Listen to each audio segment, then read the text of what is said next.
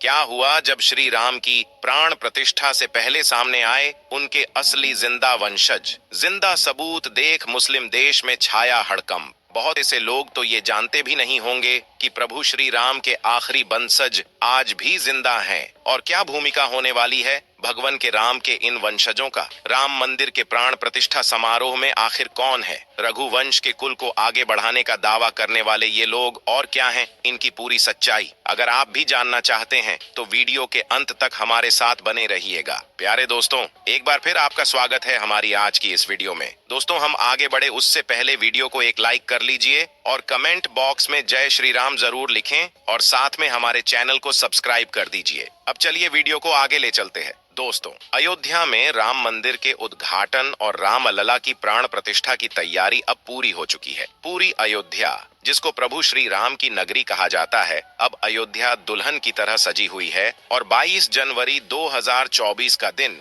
भारत के इतिहास में ऐतिहासिक दिन के रूप में लिखा जाएगा है। ऐसे में भारत के माननीय प्रधानमंत्री जी से लेकर बड़ी बड़ी हस्तियों को इस महान समारोह का साक्षी बनने के लिए आमंत्रित किया गया है। लेकिन अयोध्या के राजा और प्रभु श्री राम जब सालों बाद अपनी नगरी में लौट रहे हैं तो ऐसे में उनके वंशजों का फिर से अस्तित्व में आना और राम लल्ला की प्राण प्रतिष्ठा में अपनी भागीदारी निभाना बहुत जरूरी हो जाता है। दोस्तों, आपको बता देते हैं कि श्री राम रघुवंशी थे। इस वंश की जड्ढें इक्ष्वाकु और सूर्य वंश से जुड़ी रही हैं। तो आज के समय में कलयुग में यह वंश आखिर कहाँ है और कैसे बदलते युगों के साथ इस वंश का विस्तार हुआ है, चलिए ये भी जान लेते हैं। दोस्तों, हिंदू धर्म के पौराणिक महाकाव्य रामायण में बताया गया है कि जब श्री राम ने वनवास से लौटने के बाद एक धोबी के सीता का त्याग किया था तो माता सीता वाल्मीकि जी के आश्रम में जाकर रहने लगी। वहां उन्हें लव और कुश नाम के पुत्र प्राप्त हुए। लेकिन माता सीता के वियोग के बाद भी श्री राम ने कभी दूसरा विवाह नहीं किया और मर्यादा पुरुषोत्तम बने रहे।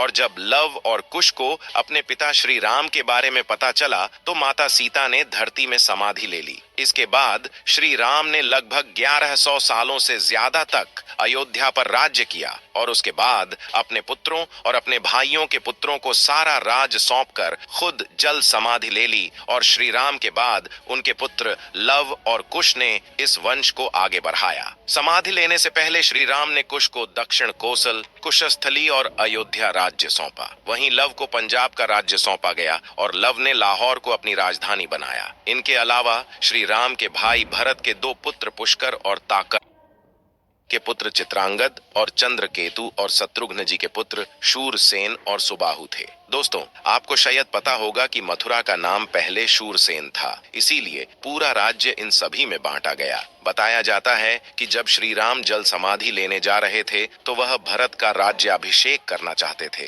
लेकिन वे नहीं माने। तो इसीलिए श्री राम ने दक्षिण कोसल प्रदेश यानी छत्तीसगढ़ में कुश और उत्तर कौशल में लव का अभिषेक किया। इसके बाद राजा लव से राघव राजपूतों का जन्म हुआ, क्योंकि लाओस और लाहौर में राज्य करने के बाद ये गुजरात गए, जहां उन्होंने सिसोदिया वंश की नींव रखी, जिनमें जयास बड़गुजर और सिकरवार का वंश चला। इनके अलावा सिसोदिया राजपूतों के वंश में बैसला और गहलोत भी लव के वंश के भावी राजा हुए। हालांकि इस समय लव के वंशज कहाँ हैं, इनके बारे में कोई भी जानकारी नहीं है। लेकिन राजा कुश के वंशज आज भी श्री राम के जिंदा वंशजों के रूप में इस धरती पर मौजूद हैं। इतिहास बताता है कि कुश से कुशवाह राजपूतों का वंश चला। कुश से अतिथि और अतिथि से निषधन, निषधन से नर, फिर नर से नभ हुए और यह वंश आगे बढ़ते बढ़ते महाभारत काल तक पहुंच गया, जहां कुश की 50वीं पीढ़ी में शल्य पैदा हुए, जो महाभारत युद्ध में कौरवों की ओर से लड़े थे। माना जाता है कि जो लोग खुद को शाक्यवंशी कहते हैं वे भी श्री राम के वंशज हैं।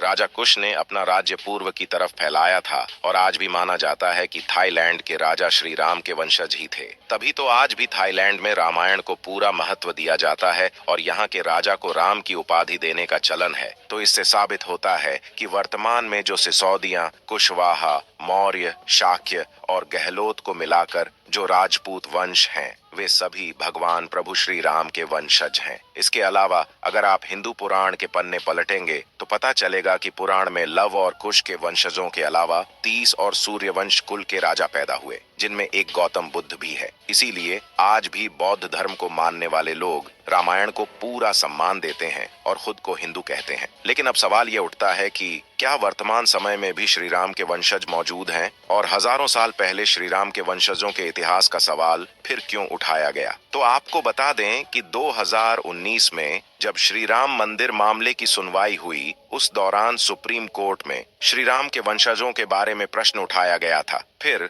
जब अयोध्या में श्री राम मंदिर की नींव रखी गई तो ये मांग की गई कि क्या आज भी श्री राम के कोई वंशज धरती पर जिंदा है। तब जयपुर के राजघराने से कुछ लोग सामने आए और उन्होंने अयोध्या में राम मंदिर को लेकर अदालत में चल रही सुनवाई के दौरान गवाही दी। आपको बता दें कि जयपुर राजघराने के पूर्व महाराजा भवानी सिंह की बेटी दिया कुमारी ने सार्वजनिक तौर पर कुछ सबूत पेश किए थे, जिससे पता चलता है कि यह परिवार भगवान राम के बड़े बेटे कुश की वंशावली में आता है। वह कुशवाहा वंश के वंशज हैं। दिया कुमारी पूर्व राजकुमारी और राजस्थान के राजसमंद से मौजूदा भाजपा सांसद रह चुकी है। उन्होंने अदालत में एक पत्रावली दिखाई जिसमें भगवान श्री राम के वंश के सभी पूर्वजों का नाम क्रमवार दर्ज है। इसी में 289वें वंशज के रूप में सवाई जय सिंह और 307वें वंशज के रूप में महाराजा भवानी सिंह का नाम लिखा है। वहीं जयपुर राजघराने की महारानी पद्मिनी और उनके परिवार के लोग भी श्री राम के पुत्र कुश के वंशज ही हैं। महारानी पद्मिनी ने एक अंग्रेजी चैनल को दिए जवाब में कहा था कि उनके पति भवानी सिंह कुश के 307वें वंशज थे।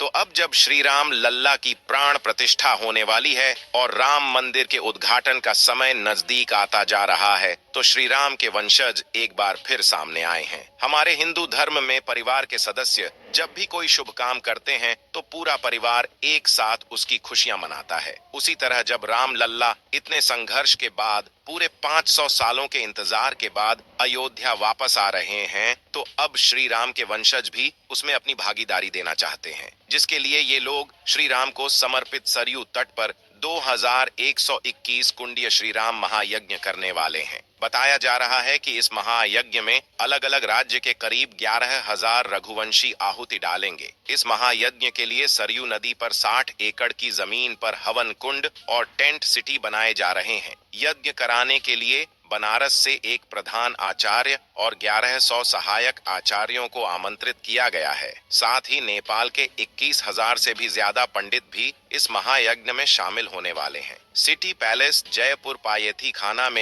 में 9 दस्तावेज और 2 नक्शों में भी अयोध्या के जयसिंहपुरा और राम जन्म स्थान पर सवाई जय सिंह के अधिकार होने के सबूत मौजूद है, जो बताते हैं कि अयोध्या पर सालों पहले जयपुर के कुशवाहा वंश का अधिकार था। तो दोस्तों, ये साबित हो चुका है कि आज भी श्री राम की वंशावली भारत में मौजूद है और लगातार बढ़ती ही जा रही है। हम सभी श्री राम के वंशज हैं, क्योंकि त्रेता युग से पहले ही हमारा भारत अखंड भारत हुआ करता था और हम सभी उन्हीं की संतानें थीं। दोस्तों, आशा करते हैं कि आपको यह वीडियो पसंद आया होगा। श्री राम के भक्त होने के नाते कमेंट में जय श्री राम जरूर लिखें और सनातन धर्म से जुड़ी ऐसी ही मजेदार और जानकारी भरी वीडियो को देखते रहने के लिए हमारे चैनल को अभी सब्सक्राइब करें। धन्यवाद।